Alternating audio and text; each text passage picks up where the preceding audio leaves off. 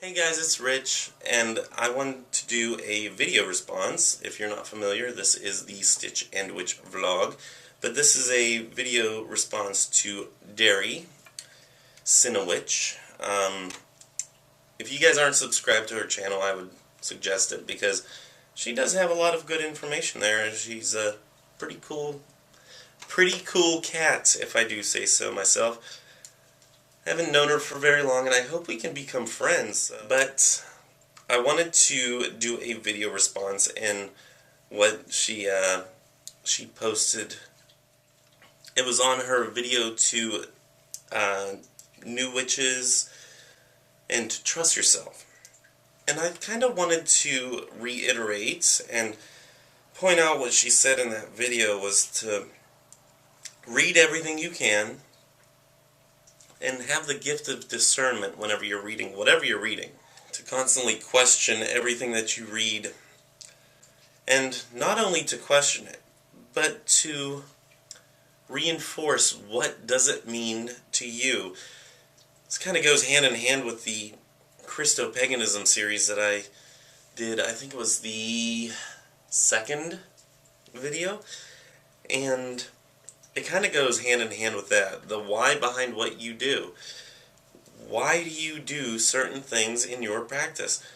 And it's very much a personal question. You certainly don't have to answer it to somebody else. You don't have to justify it to anybody else. You just have to justify it to yourself of the why behind what you do. What does it mean to you? I got caught up in, and I don't want to make it sound like a bad thing. By any means, it's not a bad thing, but I did do ceremonial magic for the first probably about 6 months to a year of my practice. And I absolutely love ceremonial magic in the way that it is constructed. Everything's the same as far as the setup. The way that you call the quarters is the same. It goes by rote. You do the same thing in the same manner. Certainly the workings that you do in circle are going to be different, and they're going to have their own certain ways of being done. However, in ceremonial magic as I learned it, which is purely by book, so if you have a ceremonial magic tradition, please don't think I'm saying that all ceremonial magicians are this way. However, this is how I've experienced it from the book and books that I have read. And I really kind of love it, so I don't want to have the point come across that I'm looking down on it or anything. That's certainly not my intention behind this. But I loved ceremonial magic for the way that everything was constructed the same way every time, as far as the setting of quarters, the casting of circle, the way you cleanse your circle. I really enjoyed that. And for me, it's something that I needed to start out with, because being in the military, it's something that was very comfortable for me to be told, this is how you have to do things. But in the following years, I've since come to the realization that it's not totally for me. And I want to explain that a little bit, because as I do love ceremonial magic in the way that it's performed, and a lot of my practice is still in a ceremonial type of fashion, for me, since coming to Korea, and I've touched on this before in a previous video, that my practice has taken a shock to its system. This is the first time that I have been without being able to light a candle during my practice. I haven't been deployed since starting my magical practice. So I never really had a situation where somebody told me I could not burn a candle, burn an incense. And anytime that I've ever gone anywhere and stayed at a hotel, yeah, I couldn't burn a candle or incense in certain hotels, but I didn't really feel as limited as I am here.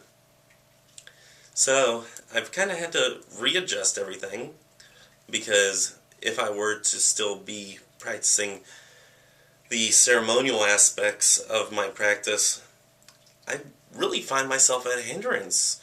I can't burn candles, I can't burn incense. Depending on how big your athame is, you can only have such a long blade. So, yeah, for me, this would have been even more of a shock to my system had I still been conducting myself in a ceremonial type of fashion.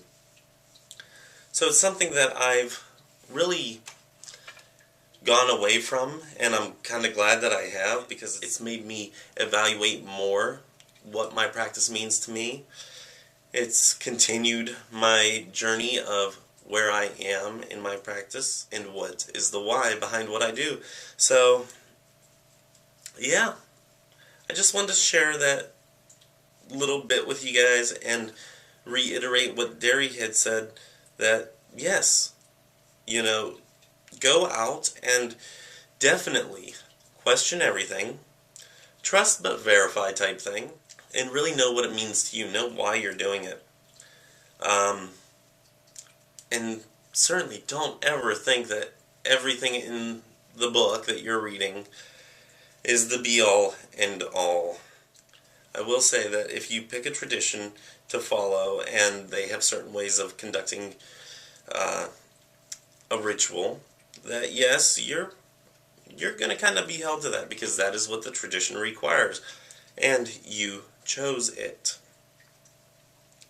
However, know that if you are solitary and you are practicing on your own, you don't have to do anything the same way twice. You don't have to do anything by the book, because after all, you have your Book of Shadows. That is the book.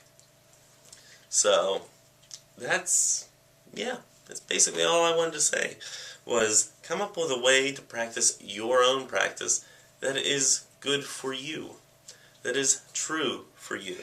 And I think that's about it. So, with that, I give you guys love, hugs, and ladybugs. Bye-bye.